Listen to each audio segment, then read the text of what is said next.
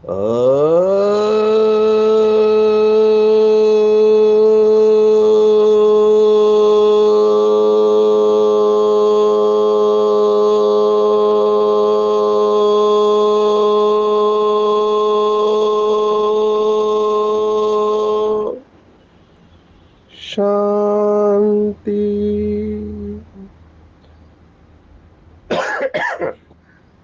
आज 5 दिसंबर 2023 भारत में मंगलवार है। Today is 5 December 2023 and it's Tuesday in Bharat. आज की मुरली का जादुई रहस्य स्वयं को प्रेरणा देने के लिए magical secrets of today's Murli for motivating the self. आज की साकार मुरली बाबा ऐसा शब्द इस्तेमाल कर रहे हैं जो शास्त्रों का शब्द है। बाबा ने भी वो शब्द को अलग तरीके से बताया हुआ है, बट बहुत पावरफुल है। अगर उसके भाव को यथार्थ रूप में हम समझ जाए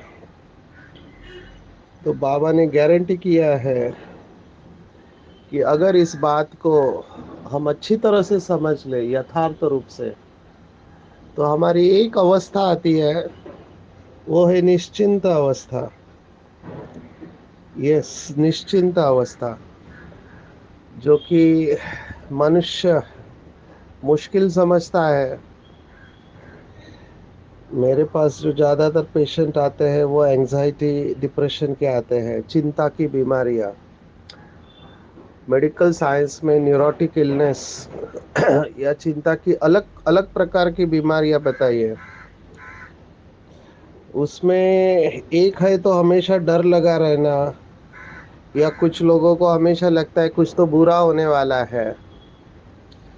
और फिर इसमें ओसीडी की बीमारी भी आती है, ऑब्सेसिव कंपल्सिव डिसऑर्डर। मंत्र की तरह वो अंदर चलते रहता है और उसके बाद कुछ ऐसे कर्म करते हैं जिससे कि तकलीफ होती है। तो ये सब न्यूरोटिक चिंता की बीमारियों में आता है। और लोग आध्यात्मिकता की तरफ इसीलिए आते हैं, किसी भी संस्था के साथ इसीलिए जुड़ते हैं कि उनकी चिंता समाप्त हो जाए। और बाबा हमें निश्चिंत रहने का फॉर्मूला बता रहे हैं। इस समय दुनिया में लोग पूरी कोशिश कर रहे हैं कि वर्ल्ड वॉर नहीं हो, क्योंकि वर्ल्ड वॉर से बहुत लोगों का नुकसान होगा। पूरा वर्ल्ड एक दूसरे के साथ जुड़ा हुआ है। कहीं पर भी वर्ल्ड वॉर हुआ तो सभी को आंच आने वाली है, क्योंकि इकोनॉमी जो है वो कनेक्टेड है एक दूसरे के साथ में। तो ये लोग अपनी भड़ास तो निकालेंगे, गुस्सा कब तक दबा के रखेंगे?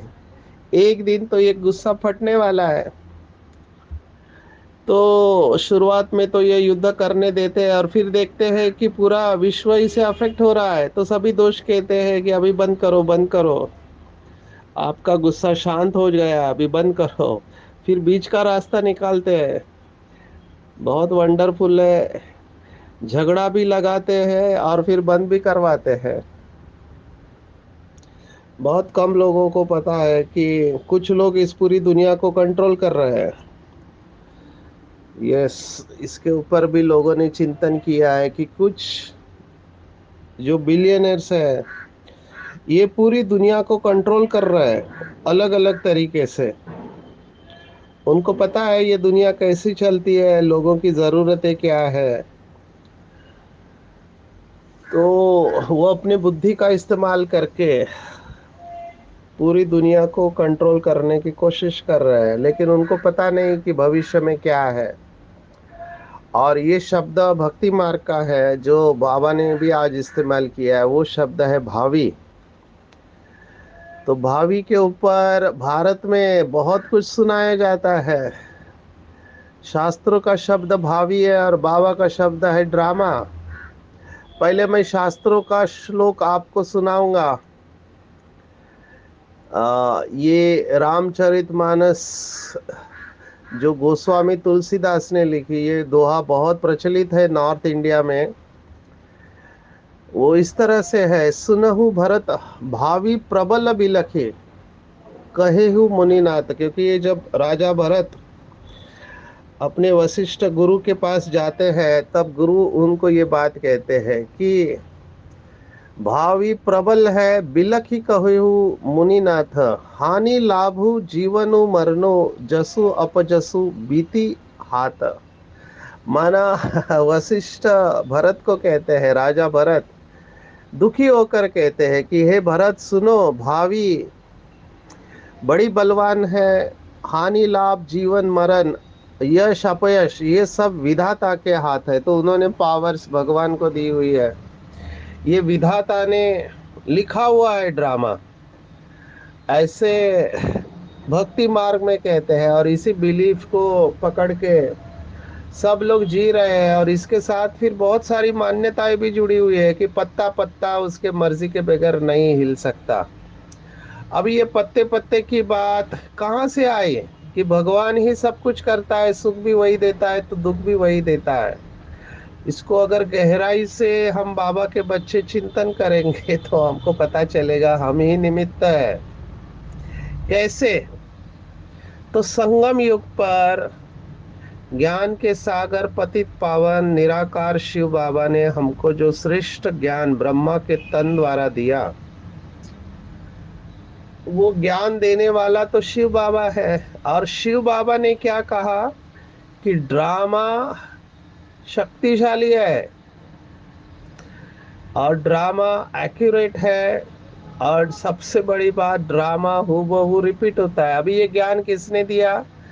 तो ये ज्ञान शिव बाबा ने दिया, परमात्मा गॉड अल्लाह ईश्वर ने दिया। तो ईश्वर ने ये ज्ञान दिया।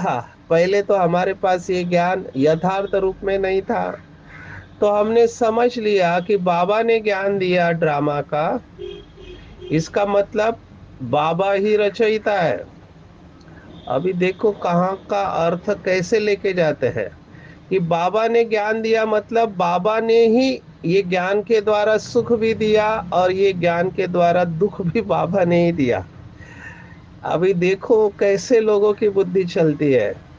बाबा के बच्चे मेरे पास आते हैं, कहते हैं कि पहले हम फिर भी चलते थे अच्छी तरह से, लेकिन जब से ये ड्रामा का ज्ञान सुना है तो खुशी भी है तो गम भी है। मैंने कहा कैसे? तो बोलते हैं कि खुशी तब होती है जब अच्छे कर्म करते हैं, हम सेवा करते हैं, योग करते हैं, बाबा के यज्ञ में सहयोगी बनते हैं तन मन धन से, बहुत खुशी होती है जब अवस्था अच्छी रहती है। दुख कब होता है?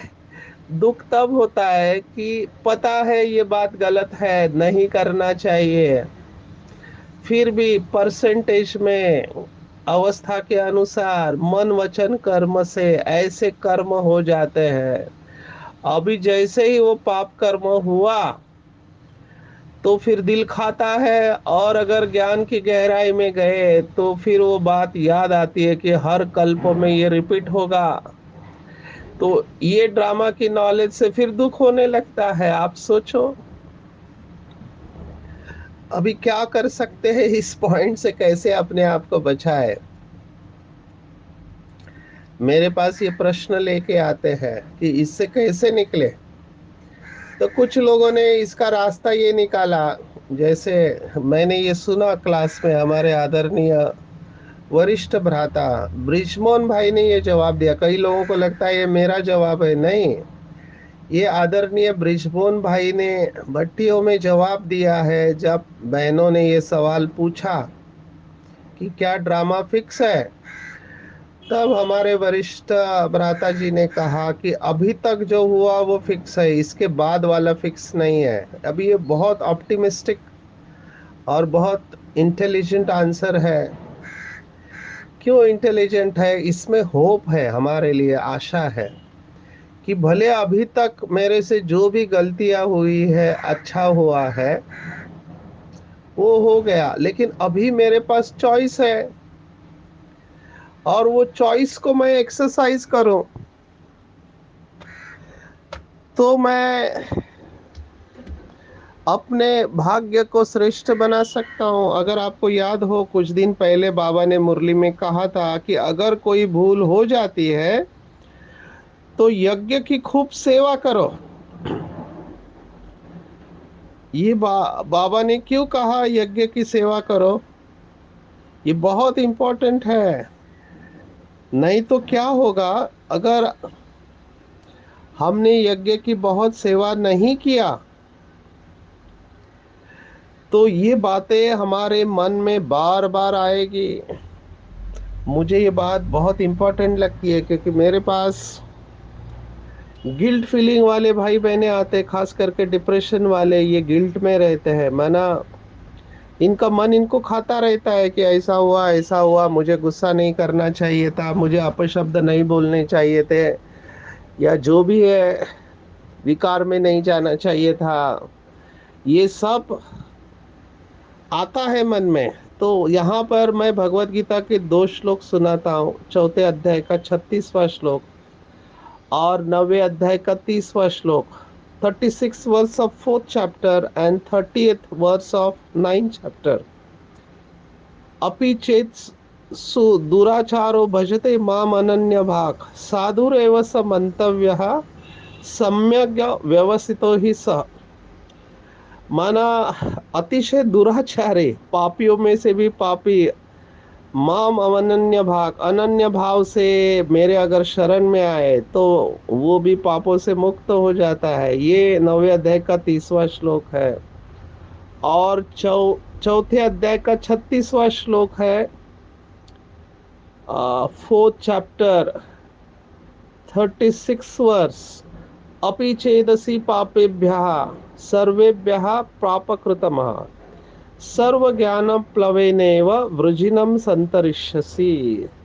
माना अगर तुम पापियों में से भी अधिक पाप करने वाले हो तब भी सर्व ज्ञानम प्लवेनेव, प्लवेनेव माना नौका, ज्ञान रूपी नौका द्वारा तुम संपूर्ण पाप समुद्र से भली भांति तर जाओगे। ये दोनों श्लोक हमेशा ध्यान में रखना चाहिए, चौथे अध्याय 36 9 से 30।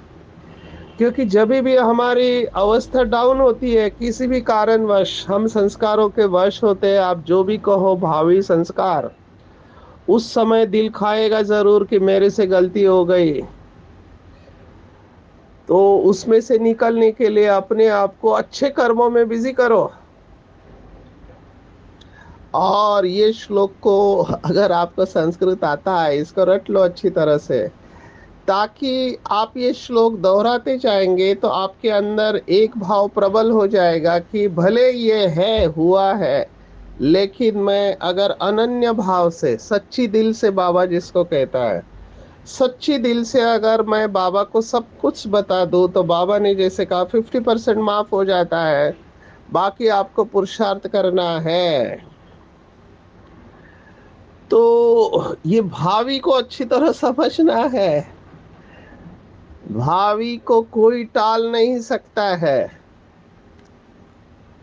ऐसे भक्ति मार्ग में कहते भावी को कोई टाल नहीं सकता है। भावी में जो होना है होके ही रहेगा। तो हमारे पास ऑप्शन क्या है? तो मैं ये सवाल हमको पूछा जाता है, तो मैं एक कोट दिखाता हूँ अंग्रेजी का। अंग्रेजी में ऐसे कहते हैं कि pain is inevitable but suffering is optional. अब ये बहुत सुंदर पावरफुल कोट है कि पेन इज इनएविटेबल माना दुख और दर्द की परिस्थिति आनी है, पर उस दुख और दर्द की परिस्थिति में दुख की भासना आना न आना ये हमारे हाथ में। We have a choice. अब ये कैसे हो सकता है?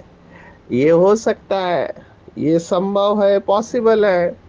और बाबा ने यही कहा हुआ है कि कर्म भोग को कर्म योग से जीतना है। जो मम्मा और बाबा ने किया, दादियों ने किया, हमने कर्म किया है तो दर्द आएगा। दर्द आ रहा है मतलब बीज वैसा बोया हुआ है, जो कबीर ने कहा कि बोए पेड़ बबूल के, आम कहाँ से खाए है। आपने बबूल का बीज डाला है तो दुख वाले कांटे की परिस्थिति आएगी, उसको सहन करना है। मतलब योग में रह के उसको सूली से काटा करना है, ये हो सकता है, ये हमको डिस्काउंट मिला हुआ है। तो बाबा ने कहा भल पीस के लिए कितनी भी कोशिश करो, लेकिन भाव ही अटल है कि दुनिया का विनाश होना है। अभी लोग इसको निगेटिव कहते हैं, कई लोग कहते हैं ब्रह्मा कुमारियाँ हमेशा विनाश विनाश कहते रहती है। तो ये बात ठीक है, एज अ डॉक्टर मैं कहना चाहूँगा हमको विनाश शब्द को इस्तेमाल नहीं करना चाहिए, क्योंकि कुछ लोग नाजुक नेचर वाले होते हैं। मुझे याद आ रहा है एक बार प्रदर्शनी में एक भाई समझा रहा था, तो एक कुमारी आई थी, तो उन्होंने कहा ये सब दुनिया अभी विनाश होने वाली है, और वो बहुत नशे से कह रहा था, लेकिन ये बहन रोने लगी, क्योंकि विनाश माना मरने वाले, मैं मरूंगी, घर वाले सब मरेंगे। तो बाबा हमेशा जो कहता है ध्यान में रखना, कल की मुरली में भी आया था, नब्ज देखकर हमको ज्ञान सुनाना है। स्थान समय स्थिति परिस्थिति व्यक्ति देखकर हमको सुनाना है।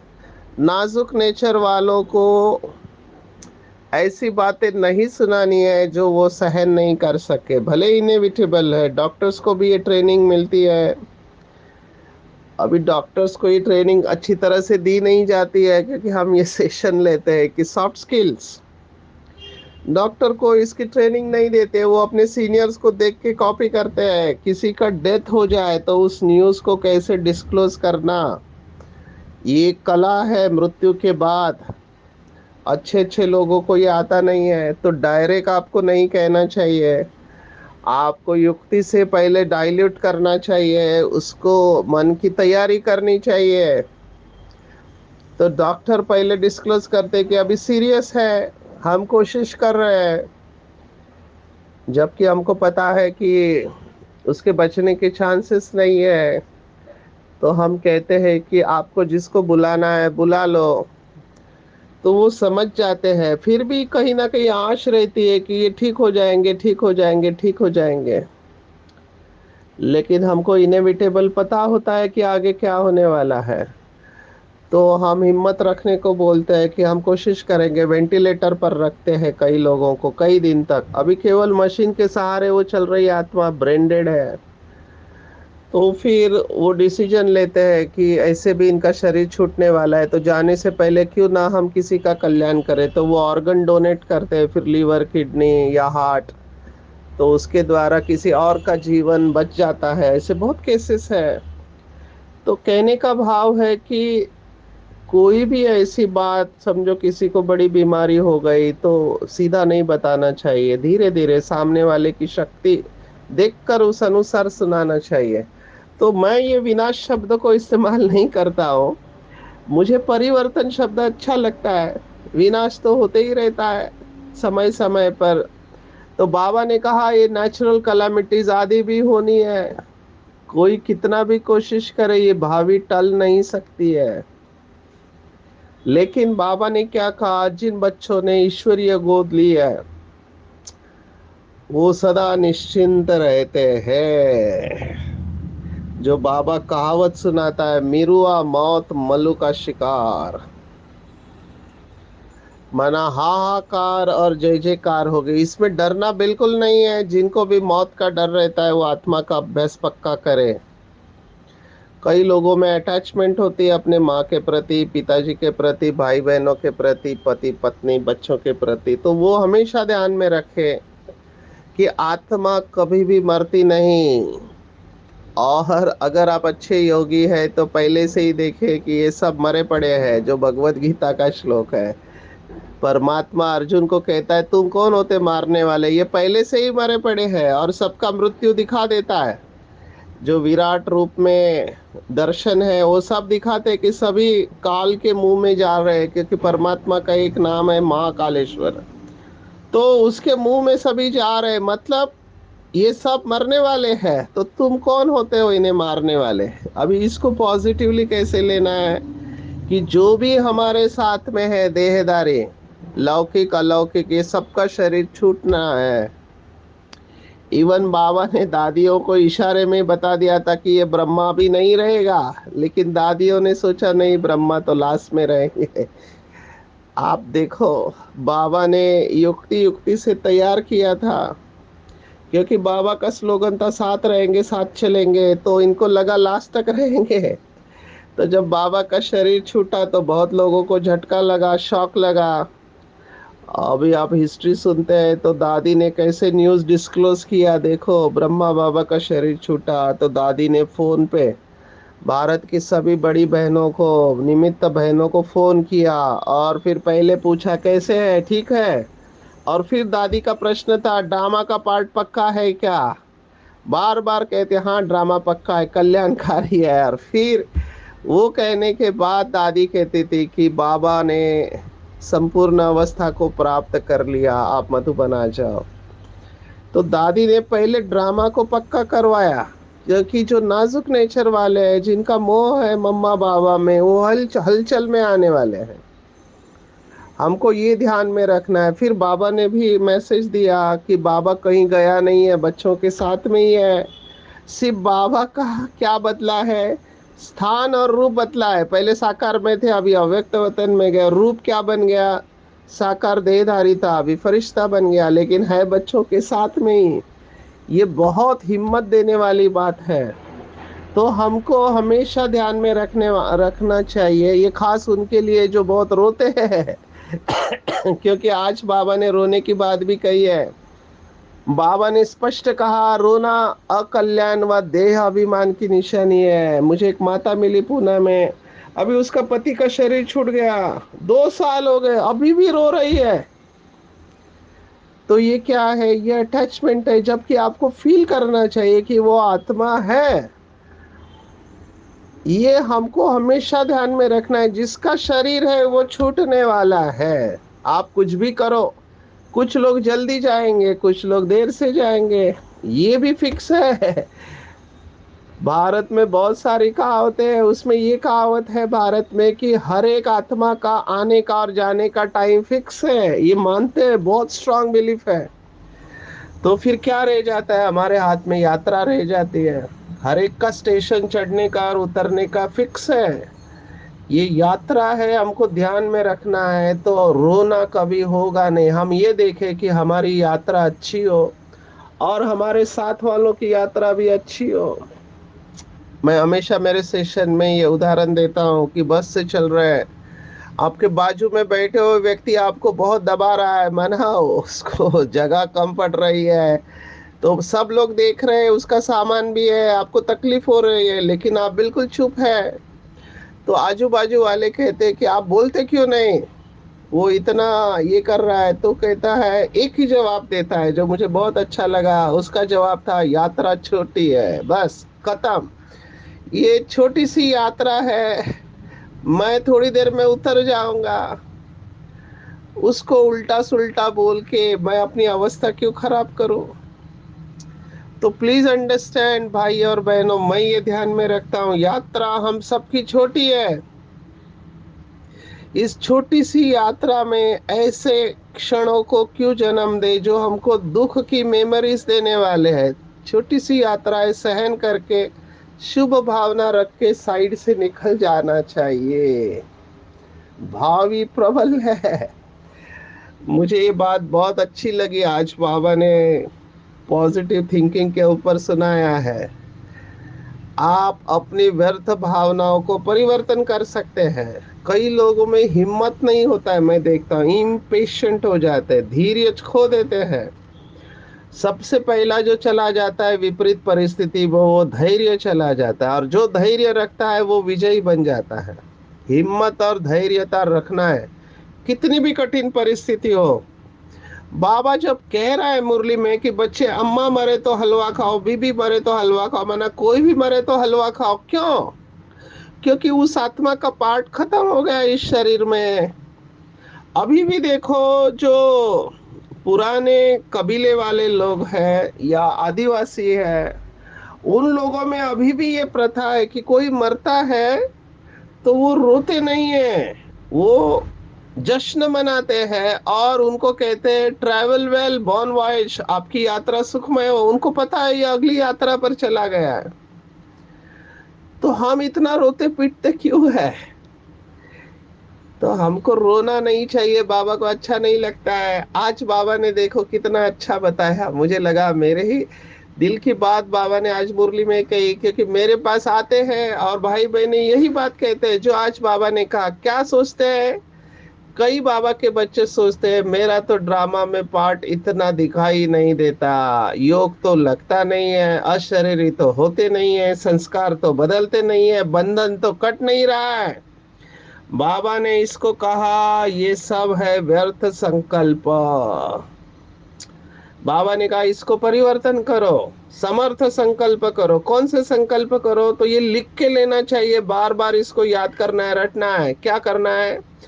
अपने आप से बातें करो कि याद तो मेरा स्वधर्म है। मैं बाबा की याद में नहीं रहूंगा तो कौन रहेगा? मैं कल्प कल्प का सहज योगी आत्मा हूँ, विजयी हूँ। मैं योगी नहीं बनूंगा तो कौन बनेगा?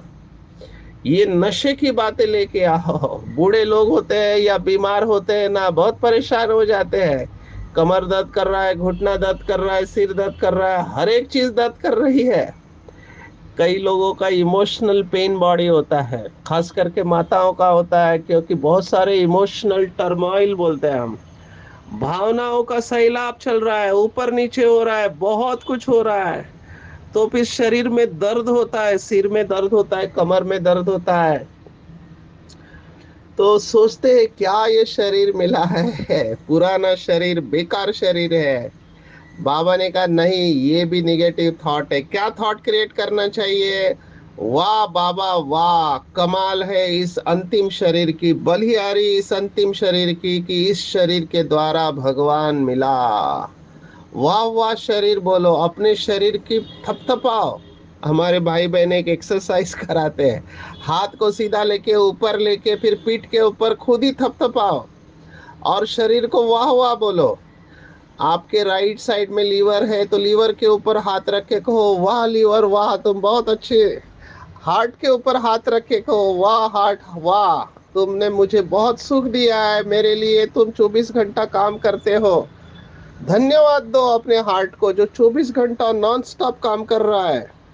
आप समझो 80 साल जी रहे, 90 साल जी रहे, तो आपका हार्ट 90 साल तक काम कर रहा है। कितनी सारी परिस्थितियां आई होगी जीवन में।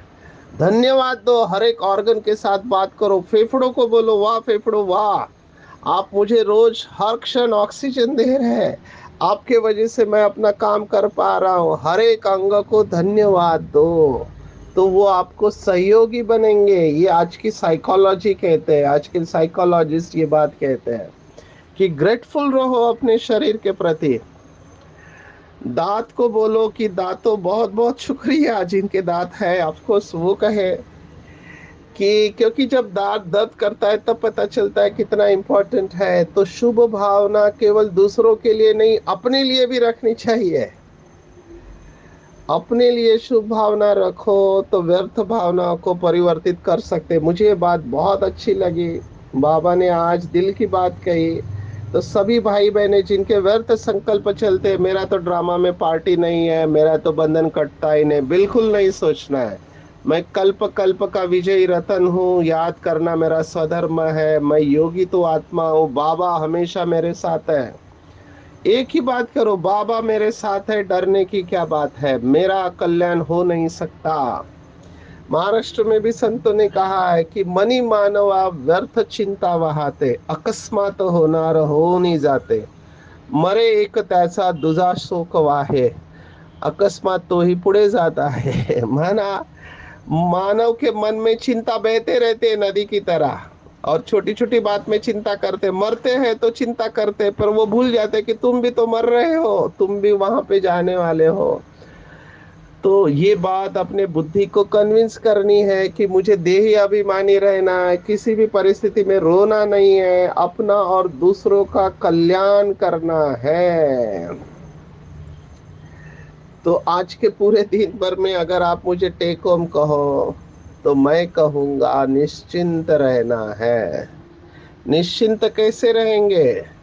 तो निश्चिंत इस एक ही बात से रहेंगे कि जो कुछ भी हुआ अच्छा, जो हो रहा है वो और अच्छा, जो होगा वो और ये अच्छा होगा। अटैच नहीं रहना है किसी भी बात से। अगर हमारे इच्छा के अनुसार होता है तो बहुत अच्छा, अगर इच्छा के अनुसार नहीं होता है तो डबल खुश होना चाहिए, क्योंकि वो बात इस समय ड्रामा प्लान अनुसार परमात्मा की मर्जी के अनुसार चल रही है। तो निश्चिंत रहना है, मैं कल्प कल्प की विजयी रतन हूँ, स्वयं सर्वशक्तिवान मेरे साथ है, मेरी विजय निश्चित है। अच्छा, ओम शांति।